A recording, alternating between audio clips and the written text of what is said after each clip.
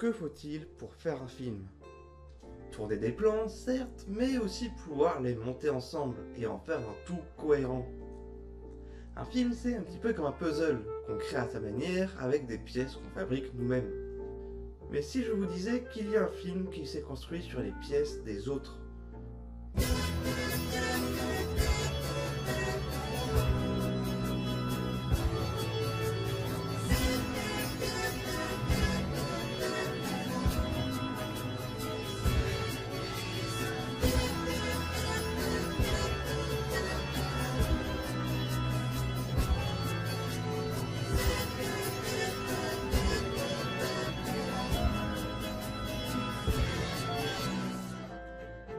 La classe américaine est une comédie parodique réalisée par Michael Hazanavicius. Oui, celui qui a fait OSS 117. C'est rigolo. Le concept du film est très simple. Reprendre plein d'extraits de plein de films différents produits par la Warner entre les années 50 et les années 80 et les assembler dans un montage par-dessus lequel ils ont redoublé les répliques afin de coller à leur scénario. Le résultat, c'est une parodie de Citizen Kane, dans laquelle on peut apercevoir John Wayne, Dustin Hoffman, Robert Redford et des dinosaures. Parce que c'est toujours cool d'avoir des dinosaures dans son film. L'histoire, comme je vous l'ai dit, parodie Citizen Kane. Bonjour. C'est moi Orson Welles. Ceci est ma maison que vous voyez derrière là. Pas mal, non? C'est français. Je me permets d'interrompre ce film parce qu'on se fout un peu de ma gueule. C'est du vol et du plagiat. J'aime pas trop les voleurs et les fils de pute. Dans ce film, le héros meurt au début et des journalistes décident d'enquêter sur ses dernières paroles. Comme dans Citizen Kane. J'appelle ça du plagiat. Les journalistes vont interviewer des gens sur le héros. Vous allez voir que les témoignages, ça va être des flashbacks. Il suit deux journalistes qui enquêtent sur la signification des dernières paroles de George Abitbol, l'homme le plus classe du monde. Ah, monde de merde. Alors, comment est-ce qu'on peut analyser un film? Que peut-on interpréter des images, du montage? Un film est un tout cohérent dans lequel le réalisateur y place sa vision, comme un puzzle. Mais lorsque les pièces proviennent d'autres puzzles, c'est tout le château de cartes qui s'effondre, puisque l'analyse est biaisée par la vision d'autres artistes. Le tout rassemblé en un seul et même film, soit une seule et même vision. En bref, c'est un chaos sans nom. Alors, est-ce qu'on peut vraiment en démêler quelque chose? Est-ce qu'il est possible d'aller plus loin que la simple parodie? Après tout, qu'est-ce qu'analyser un film signifie vraiment? C'est ce qu'on appelle en fait théorie du film. En fait, analyser un film, c'est dénicher sa propre interprétation de ce film, de ses thèmes et surtout de la manière qu'a eu le réalisateur de le mettre en scène, à travers son image, son montage, son scénario.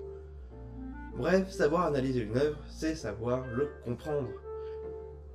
Et en cela, l'analyse diffère de la critique qui, elle, vient ajouter une valeur morale à cette analyse, pour déterminer chacun à son niveau si le film est bon ou non. Mais revenons à la classe américaine. Comment créer une véritable analyse d'un film qui est en réalité une fresque de plein de films? Chaque plan est muni d'une intention différente. Ce n'est d'ailleurs pas pour rien qu'on surnomme ce film le grand détournement. Hazanavicius s'est amusé à détourner les plans de leur intention initiale pour leur en offrir une nouvelle. Il a même poussé la parodie au point de réutiliser 3 fois un même plan, mais avec un doublage différent à chaque fois. Un comique de répétition qui montre bien à quel point on peut manipuler les images. Et finalement, a-t-on vraiment besoin d'analyser un film comme La Classe américaine? Par son humour absurde et décalé, le film nous montre le besoin que nous avons de tout expliquer et de donner une signification importante, voire même presque mystique, à tout et n'importe quoi. Et ici, la dernière phrase d'un grand homme, qui s'avère finalement n'avoir pas de sens bien particulier, autre que ce qu'il raconte lui-même. Dites-moi, pendant que je vous tiens là, ça veut dire quoi, monde de merde? Sans être indiscret. J'ai travaillé il y a 35 ans pour te demander ce que ça veut dire monde de merde. C'est pour que t'es indiscret. C'est juste que t'es un con. Pourtant, même sous couvert d'humour et de gags, on ne peut pas nier que le film parle plein de sujets différents.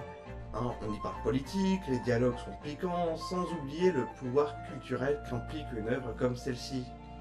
Alors, outre la parodie de Citizen Kane, souvent considéré comme le plus grand film de tous les temps, c'est pléthore de références qui se mélangent dans un même film. Des références qu'on pointe du doigt pour signifier qu'on l'a comprise. Mais pour ça, j'ai déjà fait une vidéo sur le sujet. Il y aura donc plein de choses à dire sur ce film, sur sa critique sociale, sur l'absurde et le ridicule dont il se joue. Tout ça pour que la chute du film soit... rien. Une phrase est une phrase et on n'a pas toujours besoin de la décortiquer dans tous les sens ou d'y chercher un message caché. En fait, le film se voit plutôt comme un hommage au cinéma. Commandé par Canal+ en 93 à l'occasion du centenaire du cinéma et des 70 ans de la Warner, la chaîne se tourne vers certains réalisateurs et comédiens comme Alain Chabat et Les Nuls. Mais c'est finalement Hazanavicius qui est mis sur le projet avec pour mission de créer un film promotionnel. Il n'avait pour seule contrainte de ne pas utiliser des films de Kubrick ni de Clint Eastwood. Pour des raisons de droit d'auteur avec la Warner, le film n'est diffusé qu'une seule fois, le 31 décembre 1993. Et le film scandalise autant qu'il fascine. Loin d'être un hommage réel au cinéma, il est plutôt perçu comme une comédie grotesque et absurde. Copies en VHS sont pourtant sorties et le film arrive à trouver son public, appréciant son côté décalé et qui le hisse au rang de comédie culte. Le réalisateur a par la suite expliqué que le film n'a jamais été commercialisé et qu'il n'a donc aucune réelle valeur marchande. Aujourd'hui, le film continue de se transmettre par pur amour de cette comédie. Et c'est peut-être là le véritable hommage au cinéma. Un succès tel que ce grand détournement deviendra un genre à part entière. Et ce, dès les débuts d'Internet.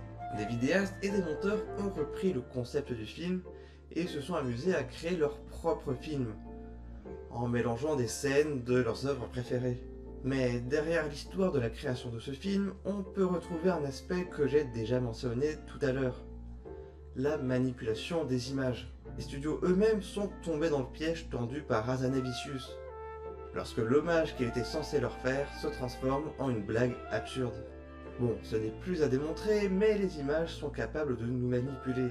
On peut leur donner toute l'attention qu'on veut, peu importe son origine et son intention véritable. Ici, c'est son montage et son doublage qui permettent de transformer l'image. Pas besoin de véritables effets spéciaux. Deux plans mis bout à bout permettent de créer l'illusion que deux personnages se font face par un jeu de champ contre champ. Il suffit de doubler les dialogues par-dessus pour créer un semblant de dialogue. La recette est aussi simple que ça. Il en faut donc bien peu pour retirer à une scène toute son intention et lui en insuffler une toute nouvelle. Tu vas te mettre sur le coup, mais tu seras pas tout seul, tu seras avec Peter et Steven. Peter et Steven, je les aime bien, mais pourquoi je peux pas travailler seul? Parce que t'es trop mauvais. Ah bah là, patron m'avait convaincu, c'est une bonne raison. Je vais travailler avec Peter et Steven. C'est en quelque sorte une variante de l'effet Kuleshov.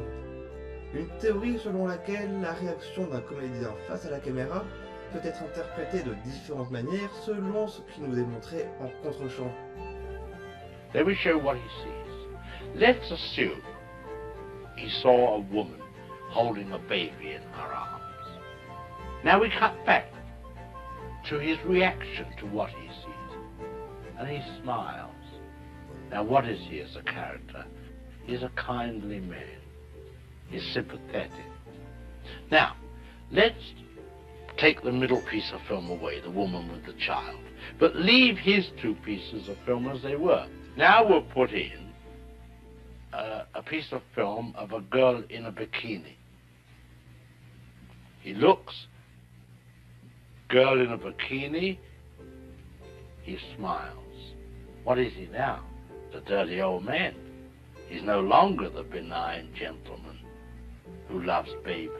That's what film.